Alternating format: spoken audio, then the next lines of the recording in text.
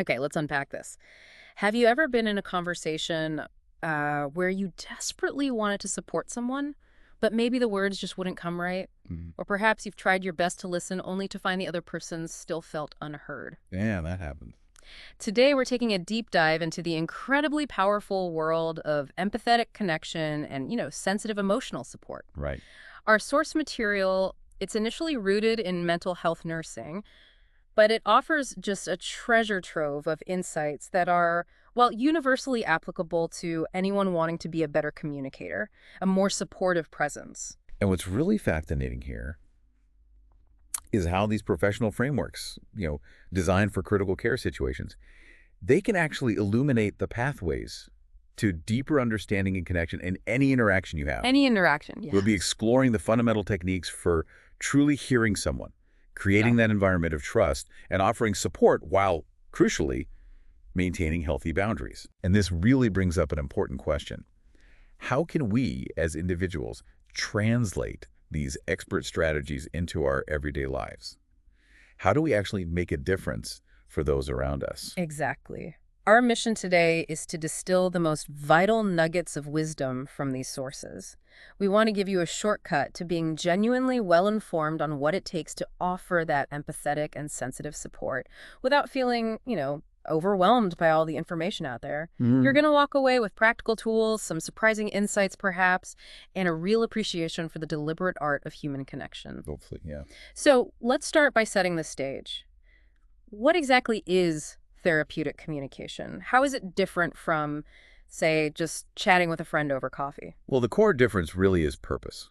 Therapeutic communication is a purposeful, structured interpersonal process. Okay. It's not just about exchanging information. It's about facilitating understanding, encouraging participation, and ultimately aiming to support someone's healing or, their personal growth. Right. So unlike a casual chat, where the goal might just be connection or passing time, this kind of communication always has a specific supportive objective in mind. And when we talk about that kind of purposeful interaction, there's this really crucial distinction between empathy and sympathy that always seems to come up. It's often misunderstood, isn't it? It absolutely is. Hmm. The World Health Organization's Mental Health Intervention Guide, for example, highlights that effective communicators should always strive for empathy, not sympathy. Right, empathy. Empathy means genuinely trying to put yourself in someone else's shoes, being friendly, respectful, non-judgmental, and truly conveying that you understand their feelings and situation. Okay. Sympathy, on the other hand, often involves feeling pity or sorrow for someone.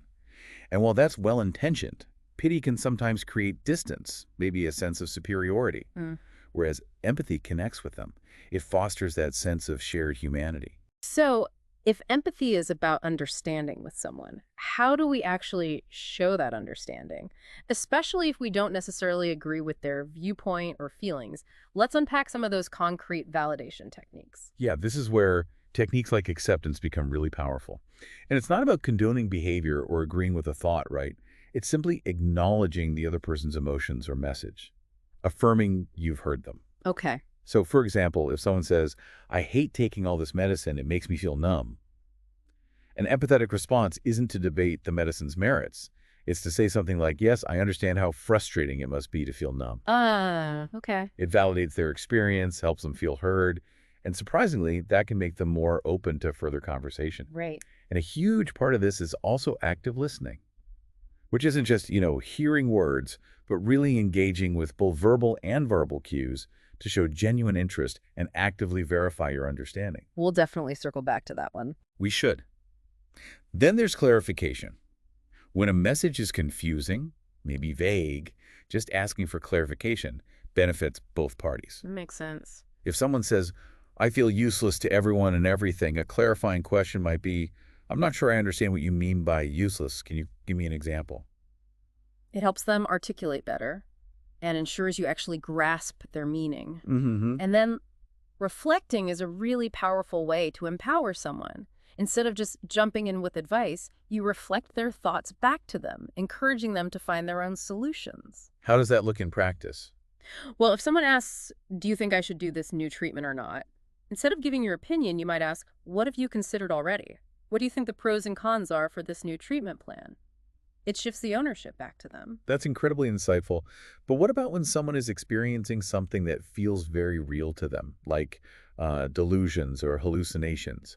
Or maybe when they've shared something incredibly difficult, a traumatic experience, those feel like deeply unique challenges. They absolutely are.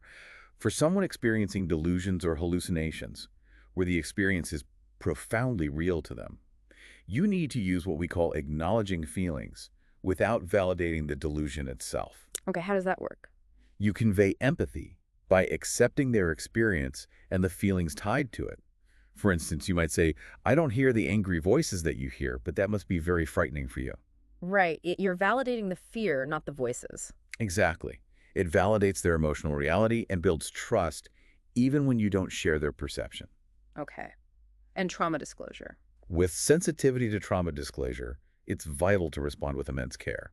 If someone shares something traumatic, past violence, assault, self-harm, you really should thank them for their bravery, show extra sensitivity, and explicitly acknowledge how difficult it must have been to disclose that. Recognizing the courage involved. Precisely. It takes immense courage to share deep vulnerability.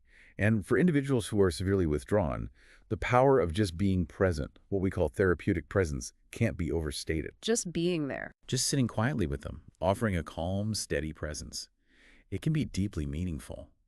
If they struggle with words, you might gently offer some feeling words, like, sometimes it's hard to say what you're feeling. Do you feel sad, frustrated, or perhaps anxious? Validating their feelings, assuring them they aren't alone, is crucial. So, moving beyond the specific responses, how do we create an overall atmosphere where someone feels safe enough to share and, well, to heal? It's more than just words, right? It's the space itself. Precisely. The core of any supportive interaction, really, is building a relationship founded on trust and rapport. That foundation is what genuinely facilitates open communication and allows for a deeper connection. It enables real support to happen. And that leads us directly into this concept of trauma-informed care, TIC-TAC-IC. This sounds incredibly important. What exactly is it, and what are its core aims for creating this safe space? Yeah, trauma-informed care, or TIC, is fundamentally a strengths-based framework. It starts by acknowledging the widespread impact of traumatic experiences on individuals. And crucially, it prioritizes physical, psychological, and emotional safety for everyone involved. Everyone. So the supporter, too. Yes, both the person seeking support and the person providing it. Its core aims are really about actively avoiding anything that might re-traumatize someone, emphasizing their strengths and resilience, and promoting empowerment, healing, and recovery by helping them develop survivorship skills. Okay. And it has principles. It does. TIC is guided by 6 core principles, and a couple are particularly relevant for anyone trying to offer support. First, safety, ensuring both physical and psychological safety for everyone, feeling truly secure, not just physically, but emotionally safe enough to be vulnerable. Right. Feeling safe. And second, empowerment, voice, and choice. This means recognizing and building on a person's strengths, fostering their belief in their own resilience, and really allowing them to have a say in their own process. That sounds counterintuitive sometimes. You want to fix it for them. Exactly. But empowerment means enabling them to find their path, giving them agency. So what does this all mean for you, the listener, in a really practical sense? What are some everyday practices from TEC that anyone can adopt? Well, there are several concrete practices from this approach that are broadly applicable. Always introduce yourself and your role clearly. It empowers the other person and reduces any feeling of threat. Simple enough. Use open and non-threatening body positioning. Think about sitting at or even slightly below their eye level. Ensure there's clear exit access for both of you so no one feels physically trapped or intimidated. Body language matters. Hugely. Oh. Also, provide anticipatory guidance. Let people know what to expect during a conversation or interaction. It reduces surprises and feelings of powerlessness. Okay. And here's a crucial one. Ask before touching. Always request permission before any physical touch, and be alert to nonverbal signs of discomfort. Unwanted touch can trigger that fight, flight, or freeze response, especially with a history of trauma. Absolutely critical. And finally, always protect privacy. Take the initiative to ask who they want present during a sensitive conversation. And provide clear and consistent messaging. Use plain language. Check for understanding. It sounds simple on the surface, but truly being non-judgmental, that can be incredibly hard in practice. What should we be mindful of to avoid judgment, especially when someone's views or behaviors challenge us? You're absolutely right. It takes conscious effort and a lot of self-awareness. We need to actively avoid what are called non-therapeutic responses. Like what? Give me an example. Okay, well, asking why questions. It seems natural, right? Why did you do that? Right. But it can often sound accusatory, demanding justification. Ah, yeah. Puts them on the defensive. Exactly. It shuts down sharing rather than opening it up. Another big one is giving false reassurances, saying things like, oh, don't worry, everything will be fine, when you honestly don't know that. Minimizes their feelings. Right. It minimizes their feelings and erodes trust over time. The key is really to remain calm, professional, and always respectful of an individual's behaviors and appearances, no matter how challenging they might seem to understand. And underpinning all of this, there's that foundational principle of privacy and confidentiality, isn't there? Yes, absolutely. Protecting confidentiality, ensuring privacy, it's non-negotiable. It's all about building and maintaining trust. Even outside professional settings. The principle is universal, even if the specific rules like HIPAA apply professionally. It means treating shared information with respect and discretion. For most adults, you assure them confidentiality. For minors, though, it's often conditional confidentiality. Meaning, while most information is confidential, there are legal, ethical duties to report things like suspected child abuse, imminent self-harm, or homicidal ideation. Safety has to come first in those cases. Okay, let's deep dive even further into active listening. We touched on it earlier, but what truly differentiates active listening from just, hearing someone speak? The primary difference really is the feedback loop. Active listening means you're communicating, both verbally and nonverbally, that you are genuinely interested in what the other person is saying, and crucially, you are actively verifying your understanding with them. So it's not passive. Not at all. It's an engaged, dynamic, two-way process where you confirm you've actually got it right. Right. It's not just absorbing sound waves. This brings up a good point. There's that memorable mnemonic for nonverbal cues in active listening, almost like a cheat sheet for body language. Can you walk us through SOLAR? Yes, SOLAR. It's a fantastic, simple guide for nonverbal communication that can really improve how present you appear. So the S stands for sitting squarely facing the person. It conveys direct engagement. Okay. S is squarely. O is for using an open posture. Avoid crossing your arms or legs, which can signal defensiveness, kind of create an invisible barrier. Yep, open. Got it. L means leaning towards the person slightly. It's a subtle but powerful cue that indicates you're interested and attentive. L, lean. E is for maintaining good eye contact. This shows you're engaged, but remember it's about connection, not staring them down. It should feel comfortable. E, eye contact. Makes sense. And R is about maintaining a relaxed posture. Appearing at ease and approachable helps the other person feel more comfortable too. R, relaxed. SOLAR, that's useful. It really is. Yeah. A simple framework. But what's fascinating here is that active listening isn't just about how you hold your body, right? There are equally powerful verbal techniques, too. Absolutely. And the first one is fundamental. Just start by listening. Be empathic, be sensitive, allow the person to speak without interruption. Resist that urge to jump in with solutions or your own stories. It's harder than it sounds sometimes. It really is. Secondly, be patient and ask for clarification if something is unclear. Don't pretend you understand if you don't. A simple, could you say a bit more about that, goes a long way. Thirdly, use open-ended questions. These are gold. Instead of questions that get a yes or no, open-ended questions encourage elaboration. Think, tell me more about what happened, or how did that make you feel, rather than, were you upset? Needs more information. Exactly. Yeah. Fourth, summarize key points periodically. At the end of a chunk of conversation, maybe restate what you've heard and allow them to correct you or confirm. Like a check-in. Precisely. Yeah. Like, so if I'm understanding correctly, you haven't been taking your medications this month because of the side effects of fatigue and weight gain. Is that correct? It verifies your understanding. Mm-hmm. And finally, paraphrasing. This involves rephrasing the other person's words and key ideas in your own words. If someone says, I've been way too busy today, you might paraphrase, it sounds like participating in the support groups today has really kept you occupied. It clarifies and often encourages them to say more. When we offer emotional support, it's so vital that we do it effectively, but also, with integrity. How do we offer appropriate support while maintaining those crucial boundaries? Well, the core of any truly supportive relationship is to be compassionate, supportive, and professional, aiming to facilitate healing and alleviate suffering. It's really about connecting with the individual as a valued, respected, understood human being. Right. And sometimes a simple yet profound way to provide support is just through offering self-presence. Simply being present, spending time with someone, shows they are valued, especially for withdrawn individuals who might feel invisible. Just showing up. Just showing up. You can also gently offer hope and resilience, maybe by reminding individuals of past coping successes, encouraging perseverance, helping them reconstruct a healthier, more hopeful attitude, but critically, without providing false reassurance. The fine line again. It is. Educating on coping strategies and stress management, things like journaling, exercise, mindfulness, spiritual pursuits, that's also key. Promoting support systems like peer groups or community resources can reduce isolation. Practical help. Practical help. And never forget the basics.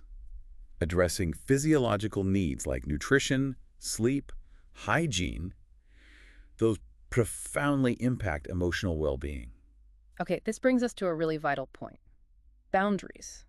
This can be such a tricky area for anyone providing support. What are healthy boundaries, and why are they so critical for everyone involved? Yeah, boundaries are essentially those invisible limits that define our comfort levels in relationships. They are absolutely crucial for psychological safety and for reducing stress, frankly, for both parties. Right. When you're in a supportive role, it's really your responsibility to use good judgment to establish and maintain these boundaries. This is especially important because there's often an inherent power dynamic, and you might have access to sensitive information. So what are the pitfalls? Well, one of the biggest is self-disclosure. Limiting the personal information you share is key. It's not about being secretive, but about keeping the focus firmly on the person you're supporting, not shifting it onto you. Keep the focus outward. Exactly. Another area to avoid is dual relationships. That means avoiding personal or business relationships with those you are primarily supporting. Even in small communities. Well, if roles might overlap, say, in a small town, you should openly acknowledge any dual relationship and be very clear that you are operating in your professional, supportive capacity. Transparency is key there. Got it. Are there warning signs, things to look out for? Definitely. There are clear warning signs of inappropriate boundaries. One subtle but dangerous one is believing you are the only one who truly understands or can help someone. The savior complex. Sort of, yes. It can lead to unhealthy over-involvement. Other signs include spending excessive time with one individual, maybe showing favoritism, or even meeting them outside of the established supportive setting, or contacting them on social media. Blurring the lines. Exactly. Blurring the lines compromises the integrity of the relationship. For your own safety, always keep personal info like your home address, phone number, social media handles private. Makes sense. And finally, limit setting. This is about calmly and consistently enforcing appropriate limits, especially with individuals who might be impulsive or manipulative. It provides clear guidance and necessary structure. Beyond just the professional boundaries, these practices seem rooted in some deep ethical principles. What's the ethical bedrock for this kind of support, whether you're a professional or just a friend trying to help? The ethical bedrock is strong and clear. At its heart, it's about interacting with profound respect and integrity. Several key ethical principles really guide this work.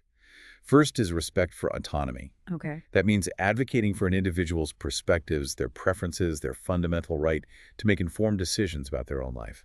Empowering their self-determination, recognizing their right to accept or reject advice or care. Their choice. Their choice. Then there's beneficence. That's actively working to benefit others, preventing harm, and advocating for what's truly in their best interests, often based on evidence if applicable. Doing good. Doing good. Its counterpart is non-maleficence, do no harm. This requires you to carefully balance any potential harm with the benefits, always aiming for the safest approach. Right. Then there's justice, which is about ensuring equitable, quality care or support for all, regardless of their background. Fidelity is about being responsible and trustworthy, providing competent, reliable support. And veracity means telling the truth. It's crucial for informed consent and building authentic trust. And confidentiality fits in here too. Absolutely. While there's that strong ethical and often legal duty to protect confidentiality, respecting the privacy of what's shared, it's crucial to remember those exceptions for mandatory reporting. Safety concerns like suspected abuse or neglect or serious risks of harm to self or others can override confidentiality. Safety first. Safety first, always. This raises an important question. So much of what we've discussed really relies on the individual providing the support. How do we ensure continuous personal growth in offering this kind of empathetic and sensitive support, especially when it can be so demanding? It truly starts inward. Self-awareness is the first, most crucial step. It means really becoming aware of your own personal beliefs, attitudes, values, and any biases you might carry. Knowing yourself. Knowing yourself. Hmm. It's about being attuned to your own feelings and recognizing how your personal history, maybe including past trauma, can influence your reactions when you're trying to support someone else. This continuous self-reflection helps you offer more authentic, less biased support. Mm-hmm. And this also extends directly to cultural humility, recognizing how your own cultural background shapes your interactions and committing to a lifelong goal of continuously learning about and respecting other cultures. It's ongoing work. It's absolutely ongoing. Understanding that your worldview isn't the only valid one and being genuinely open to diverse perspectives. It sounds like continuous learning is absolutely key here then. It definitely is. Professional development, even if you're not a professional in a formal clinical sense, just means continuously seeking knowledge and refining your skills. How can people do that? Reading, workshops, joining communities of practice, discussing effective communication and support with others. This ongoing engagement keeps your skills sharp and your approach informed and ethical. And critically, how do we prevent that compassion fatigue, burnout? It seems like a real risk when you're doing such emotionally demanding work. It is a huge risk. Self-care is not just nice to have, it's absolutely critical. It's the foundation for sustainable support. So what does good self-care look like in this context? Well, there's a great framework that uses the A's. First is attention. Being aware of your physical, psychological, social, and spiritual health. Just checking in, am I tired? Am I stressed? Paying attention. Yes. Then acknowledgement. Honestly recognizing and processing the pain, the difficulties, and also the insights gained from your experiences rather than just burying them or pushing through. Okay. Affection. Approaching yourself with kindness and warmth. Preventing that drift into bitterness or resentment that can happen. Being kind to yourself. Exactly. And acceptance. Being at peace with all aspects of yourself, your talents, and your imperfections. This helps avoid impatience or feeling like a victim. It's really about tending to your own well-being so you actually have something left to give others. That makes a lot of sense. Finally, what's the role of reflective practice in this whole journey of growth? Reflective practice is essentially about learning by doing and then stepping back to critically review.